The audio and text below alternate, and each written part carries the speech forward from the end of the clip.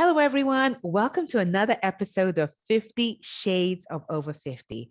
And this episode is going to be slightly different from what I've done in the past. We're going to have a real conversation, a conversation about what really happens, when you're going through all these different changes and, most people don't want to talk about. So we're going to have a real discussion and hopefully you'll learn something from this. All right. I want to welcome Sarah Beveny. How are you? Hey, Kwavi. Hi. All right. So how old are you? I'm 53 tomorrow. Yay! Tomorrow. So you'll be 53 on the 12th of February, right? Yes. Great. Yeah. Good. It'll be a lot of fun. Good. All right. So tell the viewers a little bit about you. Okay, so I'm South Asian, South London. You can tell from the accent. I'm a mum, and life has been interesting up until this point. But yeah, had loads of adventures on the way. So yeah. Yay! Which I think is important. I think the adventures, people, please get on the adventures. I was reading an article earlier this morning when I went to the gym that said one of the top regrets of most people is the fact that they didn't take enough adventures. They didn't. Yeah. So get on the adventure list. Yeah. So let's dive right in. And so where are you at this point in your life? You're 53, almost 53. I'm not going to add that year till tomorrow. So you're almost 53. Where are you in your life right now? It's an interesting question and how you condense it in like a couple of minutes. So I left my relationship of 25 years and then left my employer of 20 years. So wait, can I just stop? Did this all happen around the same time? Pretty much. It took a lot of kind of working through and then going through the menopause as well. So, and like we were saying earlier, the menopause was so sneaky. It was like, I'm fine. And then everything started slowly to unravel. And then in hindsight, which is always an amazing thing, you realize actually I should have been asking for help a lot earlier. So there was the universe just sent me loads of change and said, Sarah, you're going to be somewhere else now and just ride this wave. So I was really lucky in the support I had around me, and I came out the other side, learning loads about myself and learning loads about how many more opportunities were open to me once I let go of who I thought I should be. That's interesting. I like that. I like that statement, who you thought you should be. So in your case, what was influencing who you should be? Being Southeast Asian, there's a lot of pressure from family. I come from an Islamic background. My ex was African Caribbean. So we were going out in our 20s in the 80s, and there was a huge amount of racism in London. But having a South Asian and a black man go out, just was not done. So we went through a lot about who I was supposed to be. I was the eldest daughter, 2 brothers, huge expectations. There's also expectations from the wider society, living in London, South London in the 80s. It was really racist.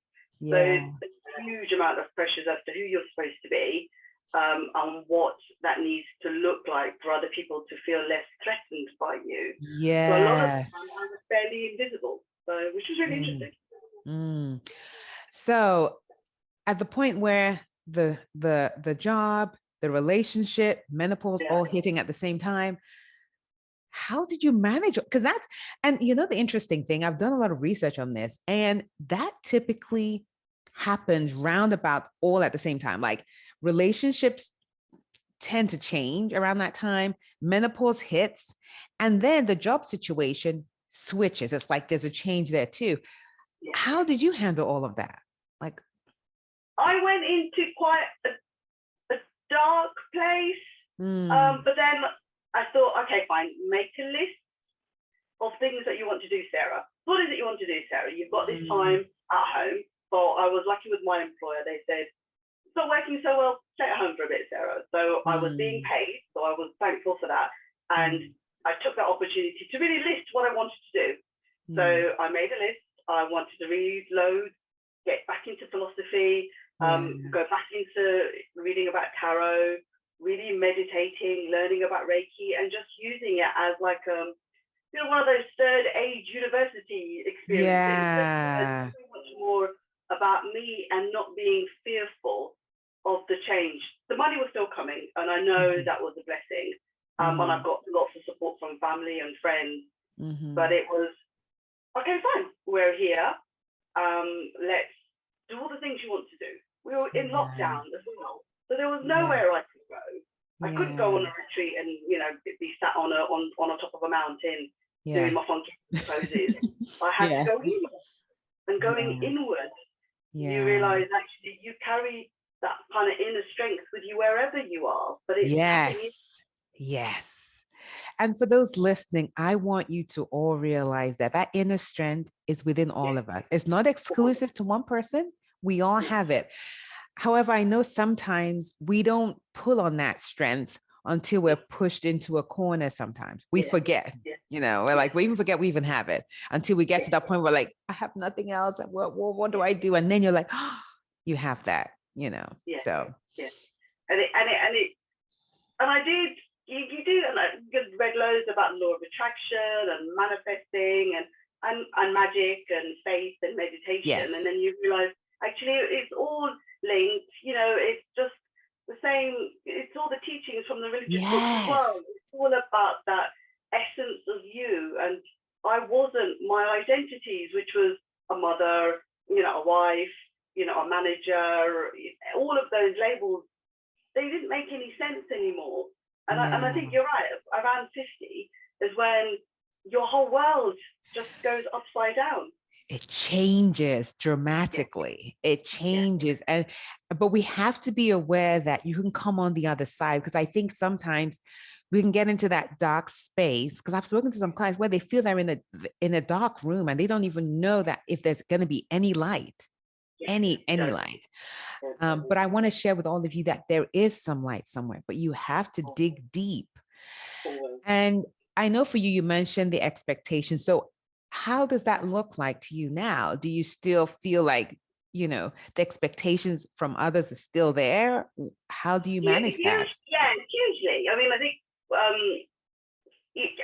I mean, I live next door to my mum. I'm nearly 53, and she's very kind and she's very open, and she knows she has a wayward child and who she loves, but I can't leave the house in a dress.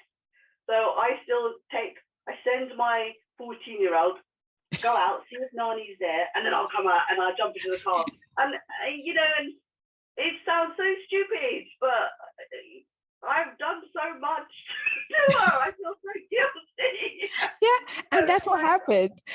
But that's interesting, because you're an adult, but you're still a child to her. That's just, as parents, that's the thing. It's like you're an adult, but you're a child. So you're an adult child. And so you still have those like, okay, I'm not supposed to wear that. So I'm not going to. Yes.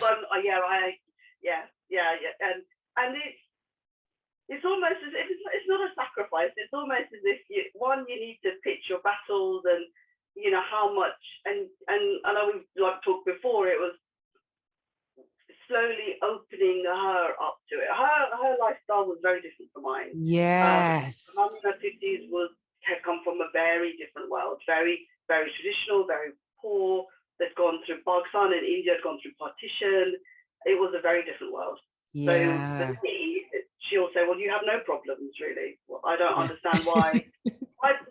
Did he beat you? No. Did he do anything that was wrong? No, not really. So, and it was like, well, sounds like a perfect husband.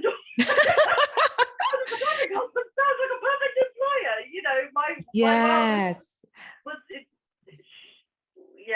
she struggles with me sometimes, but she's very kind and there's a lot of love, and and she's an independent woman herself. So dad had died 17 years ago, so she's been a widow for a while now. I think we've pushed her to be much more independent, and she's there. Mom and dad have always pushed us as children to be independent. And I think that's the uniqueness that they instilled in us. But you're right in terms of what you were saying about finding that inner light in you when you feel actually there you can turn nowhere. It's going inwards. It is that going inwards and finding that peace and that light, even if you have to cut other people off while you do this. It's a process. It's very hard. Yeah, it's hard because sometimes you go through those stages where you just realize that in order for you to be who you want to be, you have to just kind of cut some people off. And that doesn't necessarily mean that you don't talk to them anymore. It's just you emerge into a different person where their opinions don't count as much. You don't go to them as you used to. And when they do have opinions, they're like, okay, that's fine. I'm just going to do what I have to do.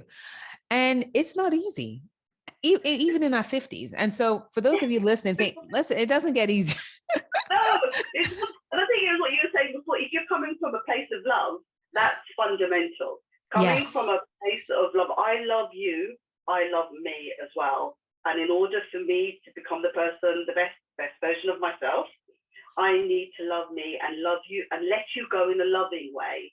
Because I found if I didn't do that, I would just get so toxic and I'd get irritable and just angry and just horrible to be around.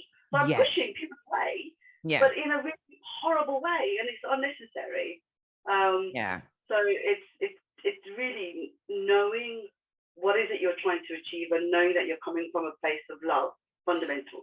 Yeah, I think the place of love is so important because that smooths things over. And so even if you disagree on what it is you're discussing, or there is some kind of commonality with the love piece that can kind of, because I know in your case, I'm sure your mom, I'm sure it was hard for you to explain to your mom, okay, this relationship is ending, I'm leaving this job. Because why? Like, why? But you knew in order to be you had to make those changes. I did. And I think for Mum, she's gone through so much when I first introduced my now ex, and her having to really shift from, I was all set to marry my cousin because we marry our own, and the engagement was all sorted. And then, I brought somebody else home. That just so let's go back. So let's go back to that. So so you just told her, I don't want to be with this other person. How did that work for you? Because I know that must have been hard. Yeah, that was very hard. It was, So I had to tell her, I don't want to be with this person that you've arranged. And I'm now with this person. And initially they couldn't get past that. My ex was so much different from me in terms of black, and he came from a Christian background. But the more, and because they were loving, humble people, they were willing to see him for who he was, and actually saw he was a very good man. He would have been one that they would have chosen as well. It was just not in their gift to be able to choose my ex. So it comes from that kind of love and humble background that they were able to see past their prejudices, really. Yeah. And you know what? But that was so, I'm sure you probably don't realize, but that was so courageous of you back then, though, to have done that. Yeah. You don't see it at the time. No, you're right. Because it was like, at the time, and then, like you were saying before about expectations, I was told I was being exceptionally selfish. It was like, so who are you to step out of the faith? Who are you to think that you're important enough to do that? So, but you have to go forward with that sense of love. I loved my mom and dad, I love my a bit complicated, but it was, I would come home, we would eat, they would be really grumpy and it was a little bit awkward, but I kept coming back, and they would let me come back. So I think similarly now, the separation, ending of the relationship, and my employer, it's again keeping that channel of communication with my mom open and going back, and so that she sees I'm well, I'm looked after, I'm still here, I'm the main thing with my relationship with me and my mom is that I'm safe and I'm happy. And that's what she wants. Yeah. And I think it's important for them to see that, because even if they don't agree with what you're doing or how you're living your life, if they can see that you're safe and you're happy, they're like, okay, all right. Yes. And the thing is, we're at an age now that we really have to honor our own truths, whatever they are, because living up to someone else's expectations can be exhausting. And for the longest time, I was a complete people pleaser, and I think that was one of the themes on reflection that had kind of ended the relationship with my ex. You know, I was in this really codependent, people pleasing mode, and there was nothing I don't think he could have done to get me out of. I needed to shake myself up to find me, and that needed to go. To let go of relationships that weren't working anymore. There was nothing wrong with the relationship. It's just it wasn't what I needed going forward. So it's like taking one of those kind of band-aids off, I suppose. Yeah. And you know what? But I do like what you said. And I want to repeat this so that women listening can hear this. It's not that there was anything wrong with the relationship. It's just that you needed to find you. And that is the best way, in my opinion, to leave a relationship, because it's like, okay, we're good, but you know what? This is about me right now. I need to find me. There is something here. There is more to this, and I need to go find me.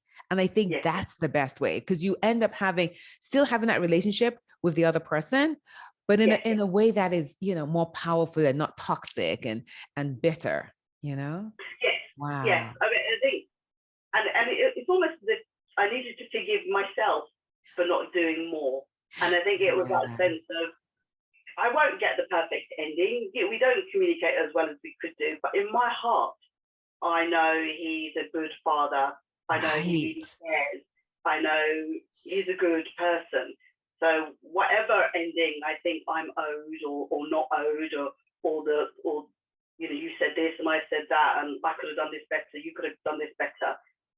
I need to put that to bed and know and let go of the relationship with love and forgive myself for not being that perfect wife and that perfect mother, and all of, again, those expectations.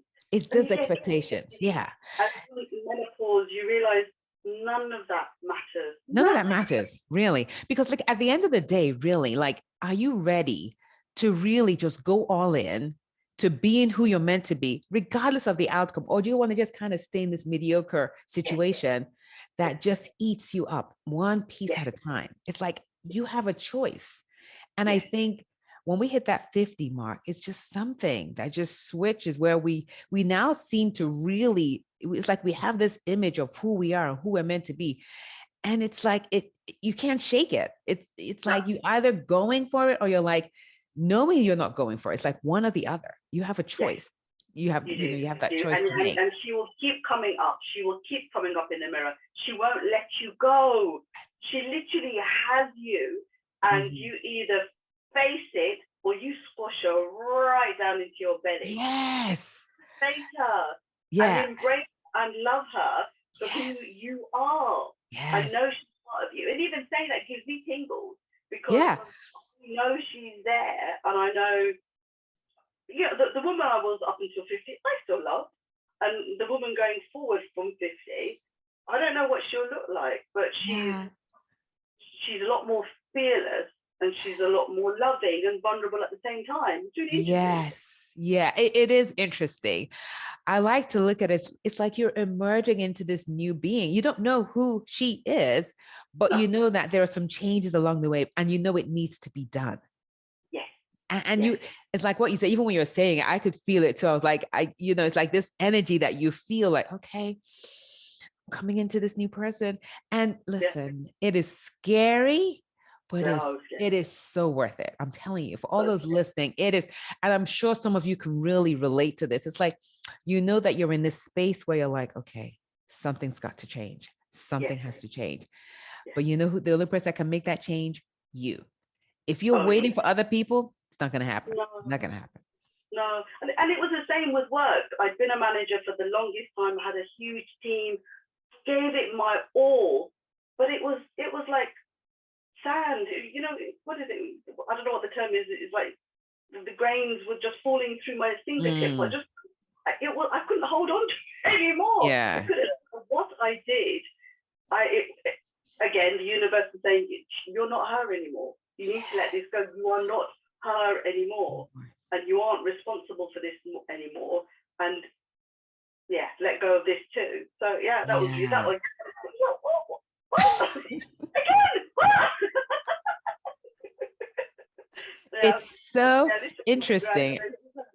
Yeah. And I like what you said. I like that because one of my programs now, Sarah's in my Flourish. I have an online community called Flourish, and Sarah's a member of Flourish. But I also have this one-on-one program where I work with individuals, and it's called Becoming Her. And that's what it is. It's like we're becoming this new person. We're changing the way we are, because we realize that this old version of yourself, it's kind of like, it's not aligned with the goals that you want for yourself. It's not aligned with these new, ideas and dreams that you want to accomplish. And so you're becoming this new person, whoever this person is.